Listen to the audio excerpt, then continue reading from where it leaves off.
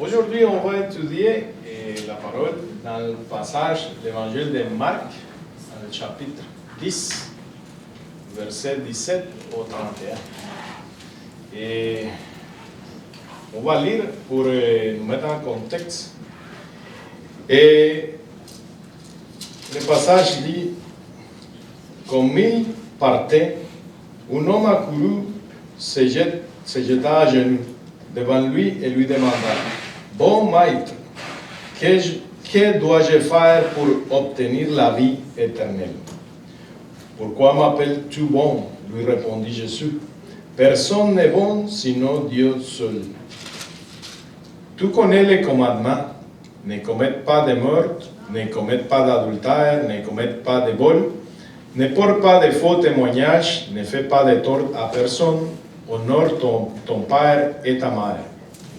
Maître, répondit l'homme, tout cela, je l'ai appliqué depuis ma jeunesse. Jésus posa sur cet homme un regard plein d'amour et lui dit: il ne te manque qu'une chose. Va, vends tout ce que tu possèdes, donne les produits de la vente aux pauvres, et tu auras un trésor dans le ciel. Puis, viens et suis-moi. Et en entendant ces paroles, l'homme s'assombrit et s'en alla tout triste, car il était très riche. Jésus parcourut du regard le cercle de ses disciples, puis il leur dit qu'il est difficile à ceux qui ont des richesses d'entrer dans le royaume de Dieu. Cette parole les surprit, mais Jésus insista: oui, mes enfants, qu'il est difficile d'entrer dans le royaume de Dieu. Il est plus facile à un chameau de passer par le trou d'une aiguille qu'à un riche d'entrer dans le royaume de Dieu. Les disciples furent encore plus étonnés et ils se demandaient entre eux: mais alors, qui peut être sauvé? Jésus les regarda et leur dit: aux hommes c'est impossible, mais non à Dieu, car tout est possible à Dieu. Alors Pierre lui dit: nous avons tout quitté pour te suivre. Jésus répondit: vraiment, je vous l'assure, si quelqu'un quitte à cause de moi et de l'évangile sa maison, ses frères, ses sœurs, sa mère, son père, ses enfants ou ses terres, il recevra 100 fois plus de à présent des maisons, des frères, des sœurs, des mères, des enfants, des terres, avec des persécutions, et dans le monde à venir, la vie éternelle. Mais beaucoup de ceux qui sont maintenant les premiers seront parmi les derniers, et beaucoup de ceux qui sont maintenant les derniers seront parmi les premiers. Cette parole, cette histoire, je pense que est vraiment connue pour tous nous autres. On l'a étudié déjà plusieurs fois, et bon, à différents endroits et différentes occasions. Mais aujourd'hui, je vais essayer de faire juste un survol, mais un peu plus général. Mais, excuse un peu général, mais sans laisser passer des points importants. Bon, nous sommes ici, on trouve que Jésus est en train de faire de plusieurs enseignements. Et il a déjà montré l'enseignance pour les enfants, sur les divorces. Et la dernière étude qu'on a fait aussi, et maintenant, on se trouve avec l'histoire de ce jeune homme qui était riche. Et l'histoire commence que Jésus vient de finir la prédication sur les enfants, qu'il faut que pour gagner le royaume de Dieu, il faut être comme un enfant. Mais la Bible dit qu'il était prêt à partir. Et à ce moment-là, il vient un jeune homme, il courait pour arriver où Jésus était. Il vient, et les passages, on les trouve dans trois évangiles, et c'est Marc, Matthieu et Luc. Et les trois ensemble, ils nous donnent un peu plus d'informations, et je vais faire référence aux trois.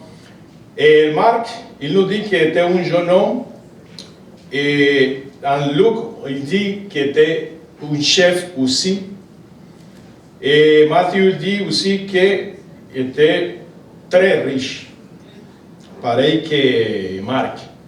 Bon, il vient, il dit que le jeune homme, il arrive à court pour rencontrer Jésus. C'est que Jésus vient de faire les prédications sur le royaume de Dieu. C'est ce contexte où se trouve l'histoire. Il dit que Jésus était prêt à suivre son chemin. Et on trouve l'homme qui court, et on pourrait dire que c'est comme, après entendre toutes les enseignances sur le royaume de Dieu, comment rentrer dans le royaume de Dieu, l'homme vient à poser une question. Parce qu'il arrive à court, parce que Jésus partait. Il ne veut pas manquer sa chance pour vraiment poser une question pour être sûr que lui rentrerait dans le royaume de Dieu. Il vient, il dit, il se met, la première chose que le passage nous remarque, c'est qu'il se met à genoux. Il se met à genoux et il lui pose une question. Il dit, que dois-je faire pour hériter la vie éternelle? La première remarque qu'on peut faire, c'est que le fait de se mettre à genoux, c'est une reconnaissance. Mais nous avons trouvé un passage dans l'Acte, chapitre 10, verset 25-26, où Cornelius s'est mis à genoux devant l'apôtre Pierre. Et l'apôtre Pierre, il vient, il lui lève, il dit, non, tu ne dois pas te mettre à genoux devant moi, parce que moi aussi je suis un homme. Ça veut dire que, là, aussi dans la société juive, le fait de se mettre à genoux était comme une reconnaissance vraiment à la divinité.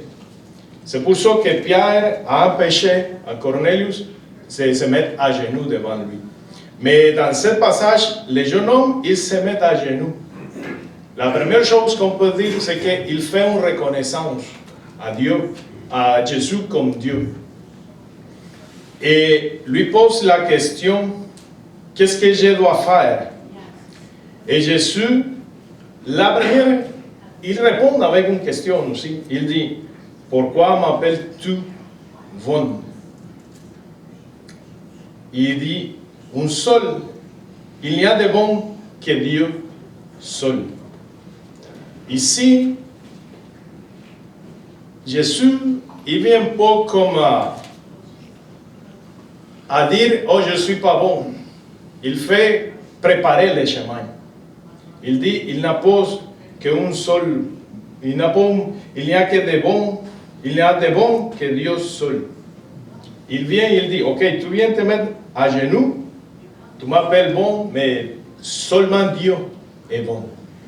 Ça veut dire que d'une certaine façon, indirectement, Jésus est en train de poser une question. Est-ce que tu me reconnais comme Dieu? Ça, c'est une question que, de façon indirecte, Jésus est en train de poser.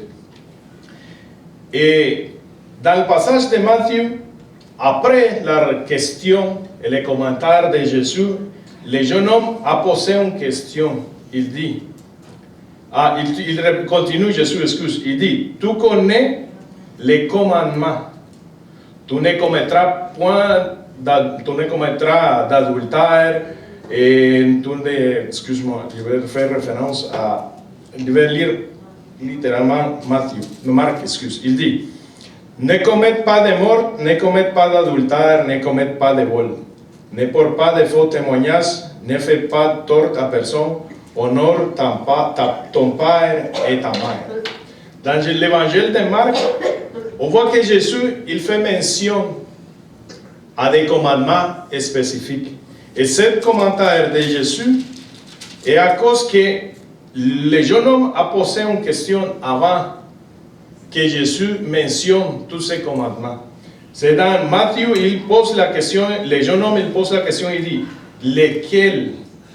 Parce que Jésus dit, tu es seul un seul est bon. Tu vas dans la vie éternelle, observe les commandements. Et l'homme pose la question, il dit, lesquels? Et pour ça, Jésus il vient, et il mentionne 7 commandements. Mais une chose qui appelle l'attention, c'est que tous nous autres, on sait que les commandements, ce sont 10 commandements. Mais Jésus, il ne vient pas à mentionner les 10 commandements. En plus, sur une question vraiment précise, parce que le jeune homme a dit lesquels. Jésus a dit, observe les commandements. Et lui a posé la question, lesquels. Et Jésus mentionne, ne commette pas meurtre, adultère, vol, faux témoignage, tort à personne, et honore ton père et ta mère. 5 sur 10. Si nous on revient dans le passage de Deutéronome et l'Exode, il mentionne les 10 commandements et on peut les séparer en deux. Une première partie, ce sont les commandements qui sont vers Dieu. C'est comme les premières, je suis ton Dieu. Tu ne vas pas avoir un autre Dieu à part de moi. Tu ne vas pas adorer à un autre Dieu. Tu dois respecter les Shabbats. Ce sont les commandements vers Dieu. Mais ici, Jésus, on pourrait dire qu'il vient, il met de côté la première partie. Il vient et il focus sur la deuxième partie.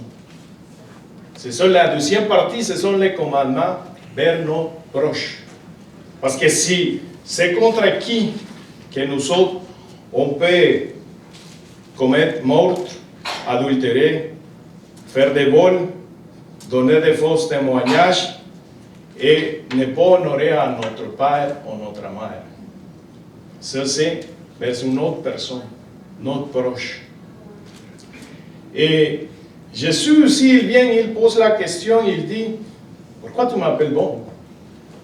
Ici, ce n'est pas vraiment parce que Dieu et Jésus n'est pas en train de se désaccréditer lui-même.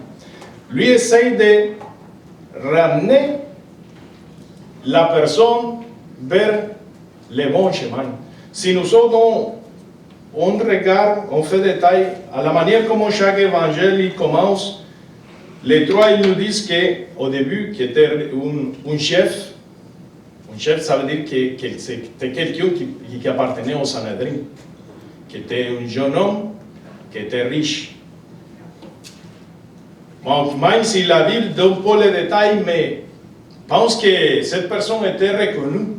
Parce que s'il dit, était un chef, par exemple ici, qui ne sait pas que M. François Legault est le premier ministre, lui n'a pas besoin d'une présentation.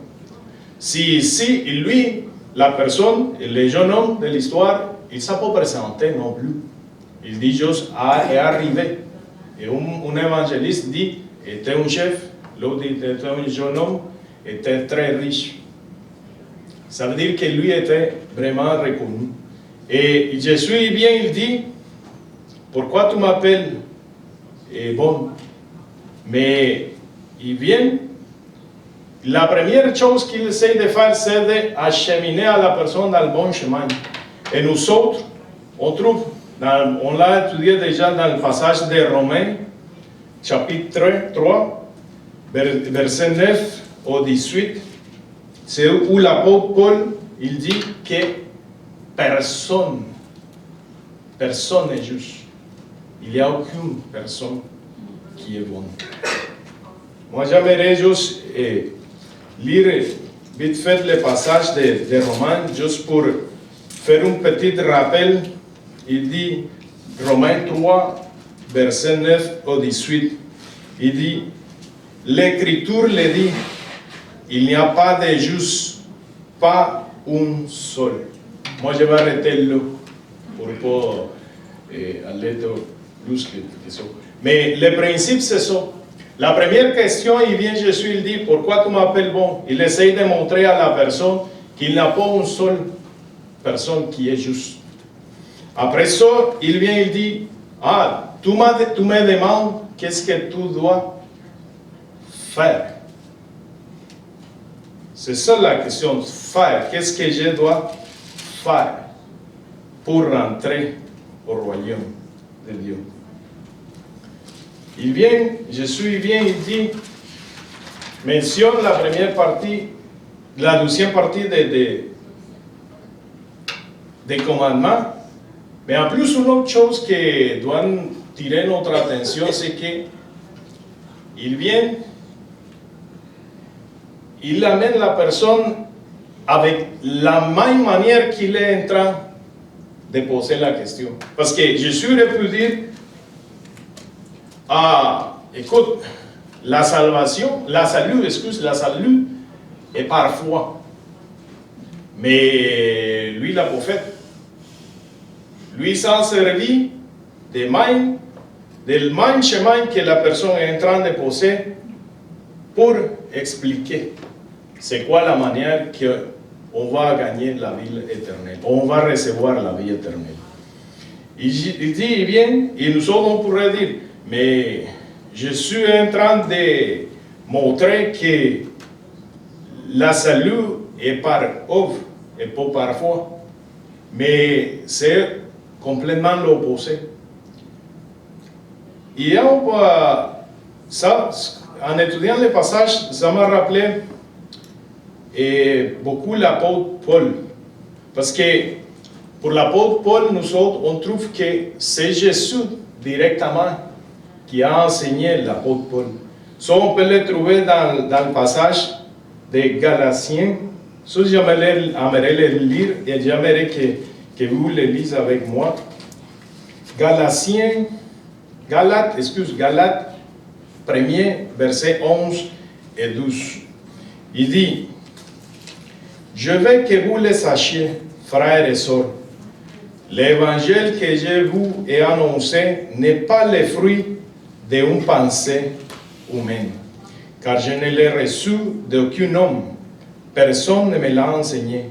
C'est Jésus-Christ lui-même qui me l'a fait connaître par une révélation. » Un autre passage aussi que j'aimerais qu'on lisait, Corinthiens, chapitre 11, verset 3, qui dit,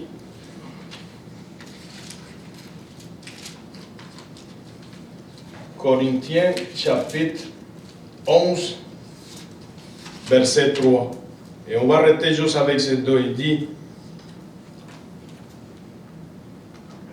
que puis-je vous dire?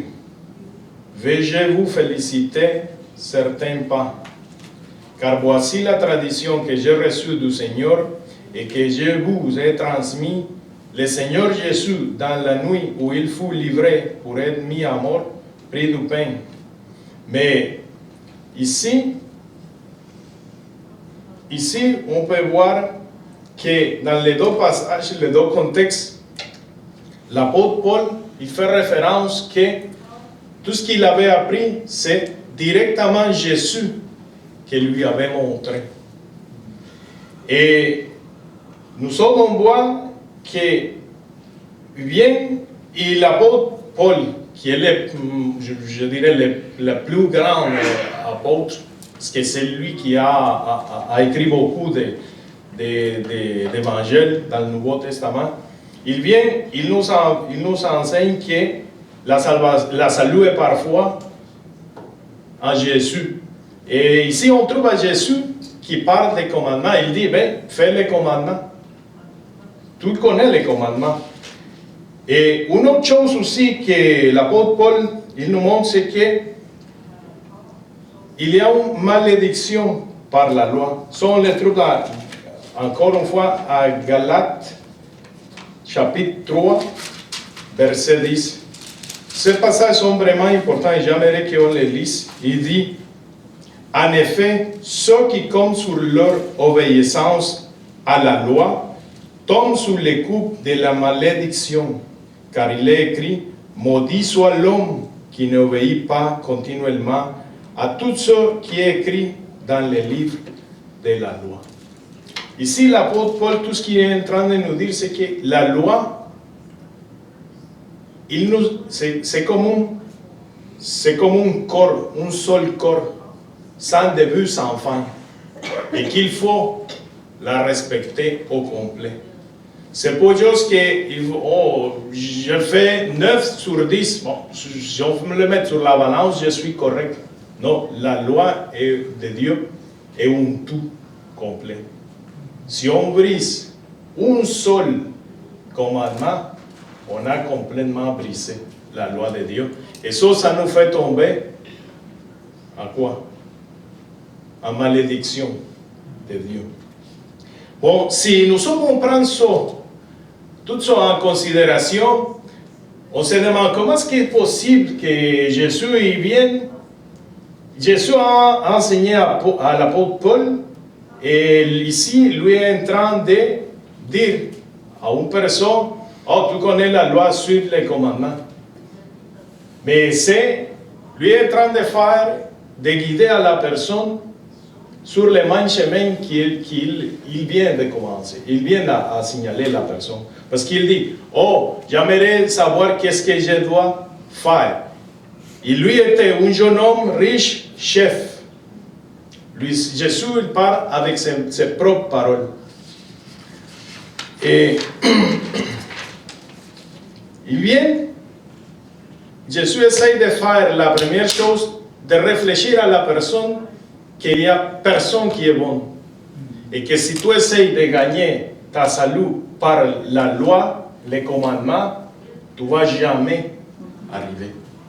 Parce que personne ne peut respecter les commandements. Parce qu'il dit, c'est depuis la naissance jusqu'à ta mort. Et tu dois respecter toute la loi. C'est pas 7 sur 10, 8 sur 10, 5 sur 10. C'est toute la loi. Les 10. Ça veut dire que ça nous tombe dans l'impossibilité de pouvoir gagner notre salut, pouvoir faire quelque chose. C'est pour ça que Jésus commence de cette manière.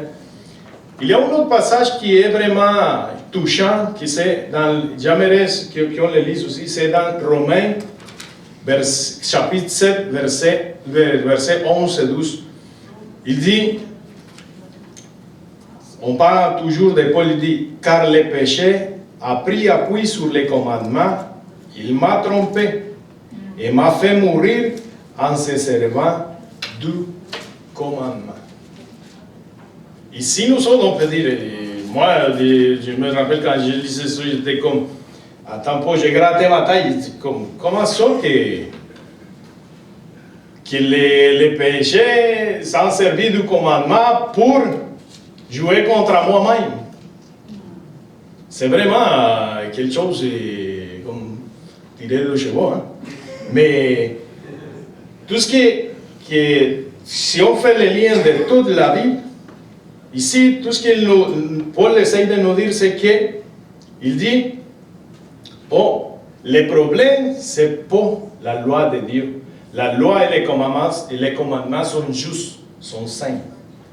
Mais le problème, c'est à toi, c'est à nous. Parce que c'est la auto-perception que nous autres, qu'on a de nous-mêmes. Ça, c'est le problème. Il vient, il dit, oh, le problème, c'est que tu n'observes pas, tu ne comprends pas l'esprit de la loi. C'est pour ça que Jésus, plusieurs fois, il disait, vous avez entendu dire par les ancêtres telle chose. Mais je vous dis, à ce moment, lui, amenait la bonne interprétation de la loi. Par exemple, il disait, ah, vous avez entendu dire de ne pas adultérer. Mais je vous dis, si tu as juste regardé la femme, tu as déjà adultéré. Ça, c'est l'esprit. L'esprit, ça veut dire que ce n'est pas nécessairement que tu devrais arriver à commettre physiquement les actes. Si tu étais déjà à ton corps, tu avais déjà péché. Il dit aussi que tu es coupable de mort si tu as dit des mauvaises paroles à ton frère, sans avoir besoin de poignarder à ton frère, littéralement. Ça, c'est l'esprit de la loi. C'est ce que Paul est en train de nous montrer parce qu'il dit, et les péchés s'en servir de la loi. Il dit, car le péché a pris appui sur les commandements, il m'a trompé et m'a fait mourir en se servant du commandement. Ça veut dire qu'on interprète d'une mauvaise manière, on pense qu'on est correct, mais on n'est pas correct. Et tout ça, c'est le péché qui l'a fait. Et Jésus vient te dire, ah, tu n'es pas bon, personne n'est bon ici. Même si nous sommes même, on se pense bon, personne n'est bon. Parce que c'est sûr que si nous sommes, ma mesure et mon frère ici, Luc en arrière, ma soeur ici, c'est sûr que je pourrais être peut-être plus bon que lui, et moins bon que Luc, ou plus bon que ma soeur. Mais si notre mesure est Dieu, si on met sur la balance à Dieu versus nous autres, c'est qui? C'est quoi vraiment les bons? Et ça, c'est notre comparaison. C'est contre Dieu que nous devons nous comparer pour savoir si on est bon ou on n'est pas bon. Bon, c'est ce que Jésus est en train de faire. Juste au début, il vient te mettre à genoux. Oh, pourquoi tu m'appelles bon? Personne n'est bon. Si tu te crois bon, tu connais les commandements. Suis-les. Et mentionne juste la deuxième partie, les commandements, vers notre proche, vers une autre personne. Mais l'histoire arrête pas là. Il continue, il dit, Maître, le jeune homme, répondit l'homme, tout cela, je l'ai appliqué depuis ma jeunesse. Ici, c'est intéressant parce que je vous disais qu'on s'en servirait des autres passages, mais lui, Jésus vient et tue. Et dans le passage de Matthieu, il dit, le jeune homme lui dit, j'ai observé toutes ces choses. Il pose une question. Il dit, que me manque-t-il encore? C'est vraiment, que me manque-t-il encore? Je suis bon, mais qu'est-ce qui me manque-t-il encore? Bon, je suis bien. Il dit, c'est vraiment incroyable chaque fois qu'on lit, on écoute la parole de Dieu, les histoires que toutes les enseignants de Jésus, il vient, il dit, l'homme vient, il dit, qu'est-ce qu'il me manque encore? Il vient, Jésus, il dit, Jésus posa sur cet homme un regard plein d'amour. Jésus connaît tout. L'homme est en train de se venger, c'est-à-dire lui-même. Et Jésus, en place de le dire, qui connaît le cœur de chacun, il dit, tu es un mentor. Tu as fait ça, jamais tu as suivi, tu as respecté les commandements, blablabla. Non, la parole dit que Jésus posa sur cet homme un regard plein d'amour et lui dit, il ne te manque qu'une chose, une seule chose. Dis, vends tout ce que tu possèdes, donne les produits de la vente aux pauvres et tu auras un trésor dans les cieux. Puis, viens et suis-moi.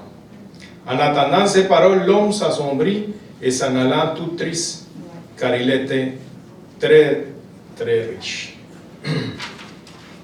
Ici, Jésus il vient à confronter les jeunes hommes pour voir. C'est comme un test.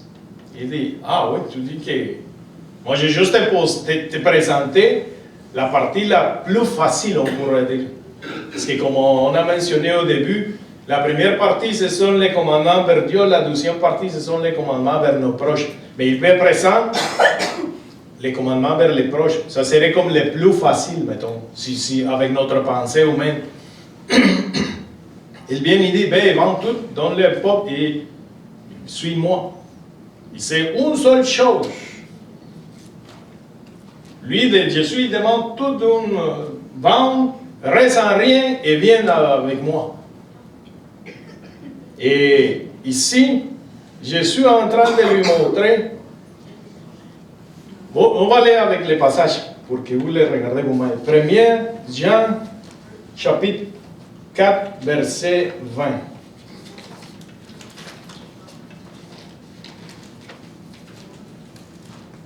1 Jean, chapitre 4, verset 20.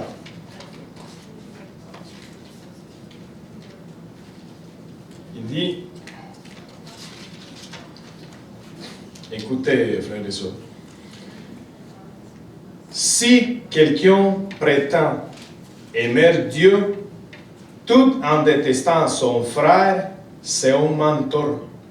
Car s'il n'aime pas son frère qu'il voit, il ne peut pas aimer Dieu qu'il ne voit pas.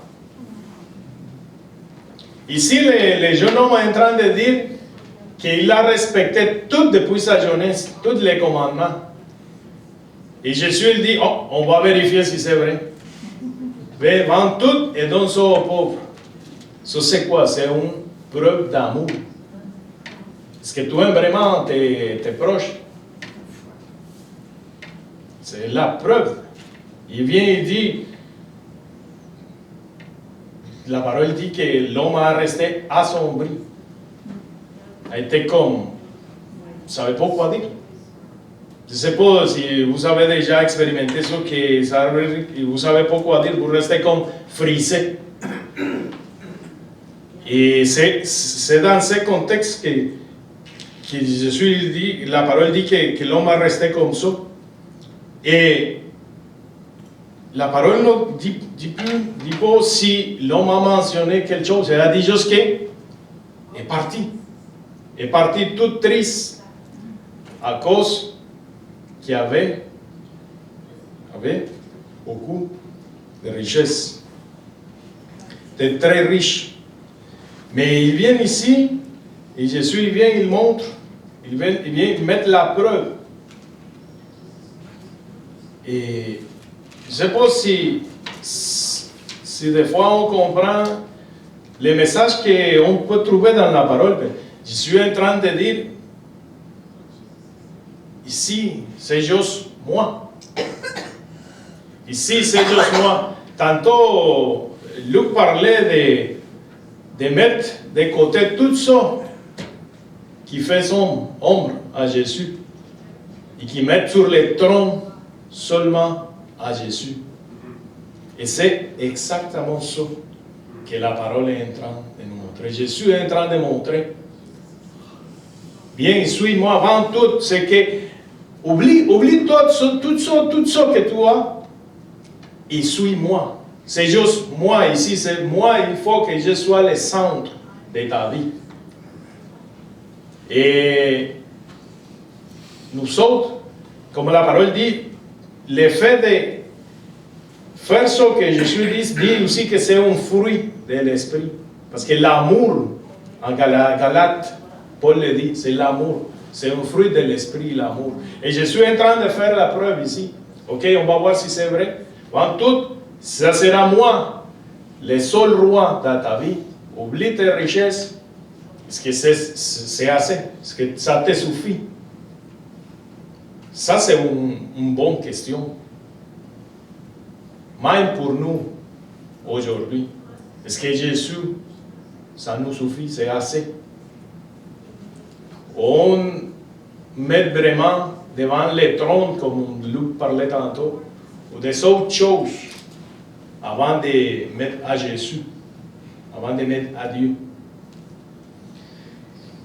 Après, Jésus il vient, il dit que il se tourne vers les disciples, il dit, Jésus parcourut du regard le cercle de ses disciples, puis il leur dit qu'il est difficile à ceux qui ont des richesses d'entrer dans le royaume de Dieu. Ces paroles les surprirent, mais Jésus insista. Oui, mes enfants, qu'il est difficile d'entrer dans le royaume de Dieu. Il est plus facile à un chameau de passer par le trou d'une aiguille qu'à un riche d'entrer dans le royaume de Dieu. Les disciples furent encore plus étonnés et ils se demandaient entre eux, mais alors qui peut être sauvé? Il faut comprendre ici que dans le contexte de la société, le fait d'avoir des richesses, c'était un signe de la bénédiction de Dieu. Nous avons les trucs dans la parole de Dieu aussi que, par exemple, Abraham était riche. Jacob est devenu riche. Plusieurs personnes pourraient donner plusieurs exemples. Mais c'est que le problème, c'est pas avoir des richesses. Une fois, quelqu'un m'a dit, si tu es pauvre, tu peux donner juste une seule chose. Pauvreté. Et ça, c'est le point. Le point, c'est pas que c'est mauvais avoir des sources ou avoir de l'argent. Non, c'est pour ça. Le problème, c'est que si cette richesse ou cette ressource qu'on a, il devient notre Dieu, il devient à occuper la place que seulement Dieu devrait avoir en nos vies. Et c'est ce que Jésus est en train de dire. Jésus, pour le faire un peu plus graphique, Jésus dit, mets tes mains dans tes poches, sors tout ce que tu as et donne-le à tes frères et tes sœurs. Et moi, je serai ton seul Dieu. Et les autres, les disciples, ils viennent et disent, oh, mais si les riches ne peuvent pas se sauver, c'est qui se va sauver? À cause de la conception mentale que si les riches, bon, qui avaient la bénédiction de Dieu, ils ne pouvaient pas être sauvés, c'est qui va se sauver? Ça veut dire que les pauvres ont moins de chances. Et Jésus, c'est ça qu'il va venir corriger. Il dit, aux hommes, c'est impossible, mais non à Dieu, car tout est possible à Dieu. Jésus, il vient et dit, aux hommes, il ne fait pas de distinction, si tu es un homme, tu es une femme, si tu es riche, si tu es pauvre. Il dit que pour les hommes, la salut est impossible. Et c'est ça le chemin qu'il vient à préparer depuis le début, parce qu'il dit, ah, tu m'appelles bon, mais personne n'est bon sur la planète. Seul Dieu. Après ça, il dit, oh, rien ne peut occuper la place que Dieu seulement doit occuper. Après, il dit, la salut est impossible pour les hommes. Mais rien n'est impossible pour Dieu. Et il vient, et après,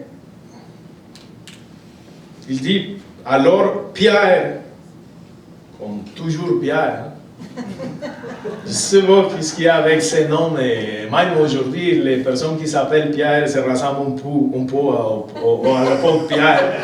Mais Pierre lui dit, nous avons tout quitté pour te suivre. Et on va revenir au passage de Luc. Et il dit, Pierre prenant alors la parole lui dit, voici nous avons tout quitté et nous t'avons suivi. Qu'en sera-t-il pour nous? Paul a plus de juste dire, oh mais on l'a fait. Il vient et dit, ah mais ok, qu'est-ce qu'il va avoir pour nous, ça veut dire? Parce qu'on a tout laissé. On t'a suivi, mais on va gagner quoi? À mot simple, c'est ça qui l'apôtre Pierre est en train de demander. On a tout laissé, on t'a suivi, et okay, ça veut dire que tout ça c'est pour rien. C'est une manière de l'expliquer un peu plus clair. Et Jésus vient et dit, Jésus répondit, vraiment, je vous l'assure, si quelqu'un quitte à cause de moi et de l'évangile, sa maison, ses frères, ses sœurs, sa mère, son père, ses enfants ou ses terres, il recevra 100 fois plus dès à présent des maisons, des frères, des sœurs, des mères, des enfants, de terre, avec des persécutions. Et dans le monde à venir, la vie éternelle. Ici, il faut vraiment faire attention avec la promesse que Jésus fait. Parce qu'il dit que on va, toute personne qui a quitté, dit à cause de lui, de l'évangile, maison, frère, soeur, mère, enfant, terre, il va recevra 100 fois plus. Mais il ne faut pas oublier, on ne peut pas perdre l'horizon qu'on parle de l'Église. Depuis le moment qu'on vient à la foi, on croit à Jésus, on sort du monde et on est inséré dans l'Église. L'Église, c'est une famille. C'est la famille composée de toute langue, tribu, nation, qui sont des croyants en Jésus. Parce que c'est plus à ça que Jésus fait référence. Tu vas gagner 100 fois plus que tout ce que tu as perdu. Parce que tu as inséré à une nouvelle famille. Ça veut pas dire qu'on va s'oublier de nos familles, de nos frères, notre mère, notre père. Parce que Jésus même, au début de l'histoire, lui a fait référence au 5e commandement qui dit « Honore ton père et ta mère ». Mais il ne va pas vraiment à quebranter, à fractionner son propre commandement. Non, ça ne veut pas dire ça. Ça veut dire qu'on sort de là et on est inséré dans une famille, la famille de la foi. Ce n'est pas directement lié à des faits, des choses matérielles. C'est ça qu'il veut nous dire. Et après, il vient et l'histoire finit avec, moi je dirais que c'est un gros avertissement.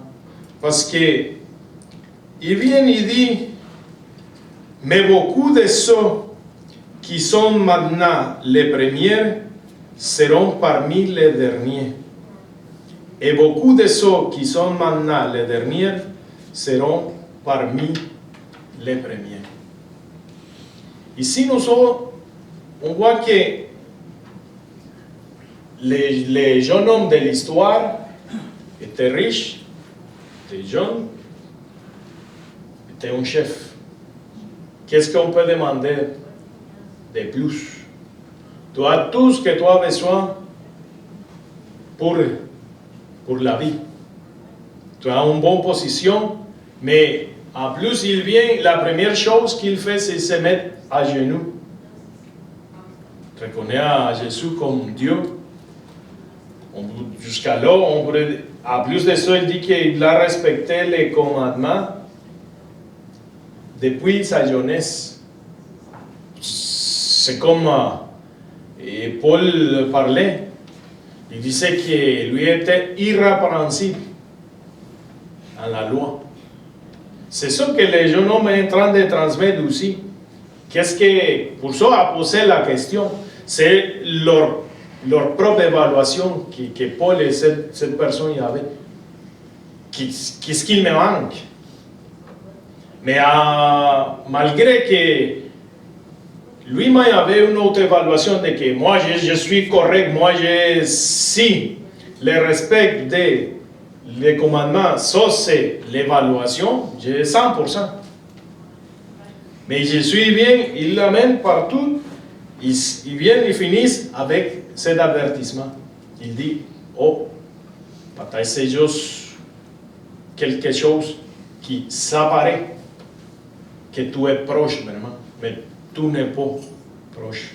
Parce que si on voit les gens de l'histoire, ils avaient tous, matériellement parlant, étaient corrects, respectaient la loi de Dieu. On dirait que lui avait un billet direct au ciel. Mais une fois qu'il a passé l'examen, il n'était pas vraiment proche. Il dit, pour ça Jésus, il finit l'histoire avec, il dit, beaucoup de ceux qui sont maintenant les premiers seront parmi les derniers. Et beaucoup de ceux qui sont maintenant les derniers seront parmi les premiers.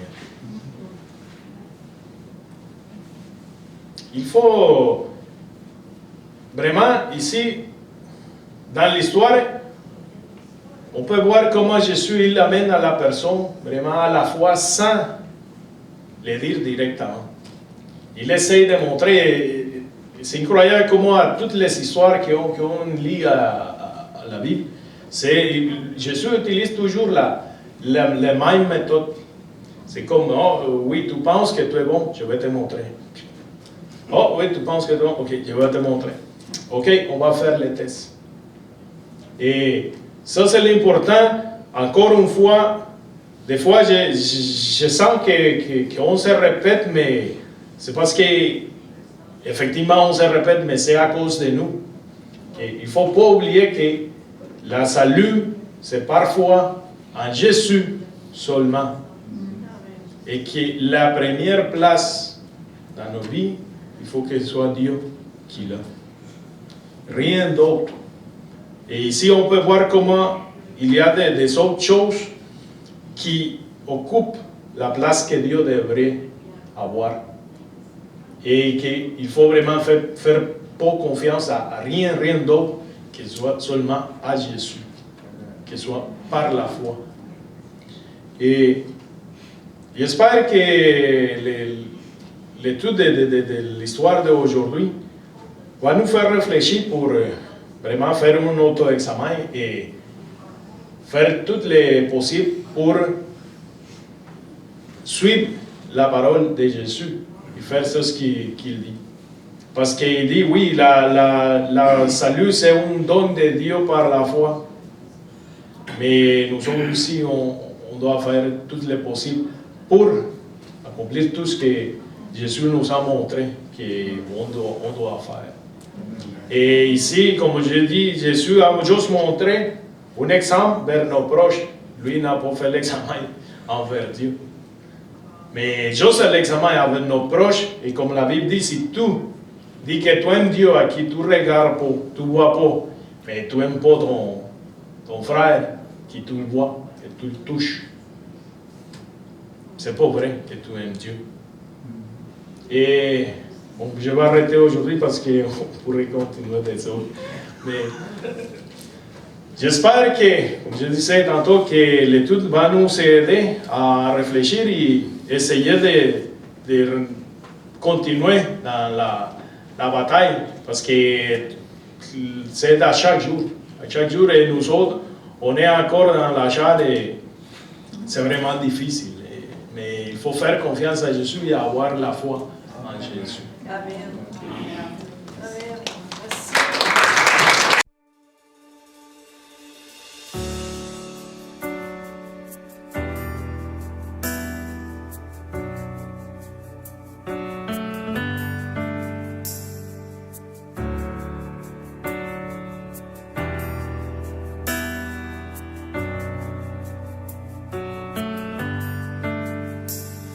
Quand mes ennemis me font face et que la peur me saisit, je chercherai toujours ta face, car je sais que tu peux agir. Je chante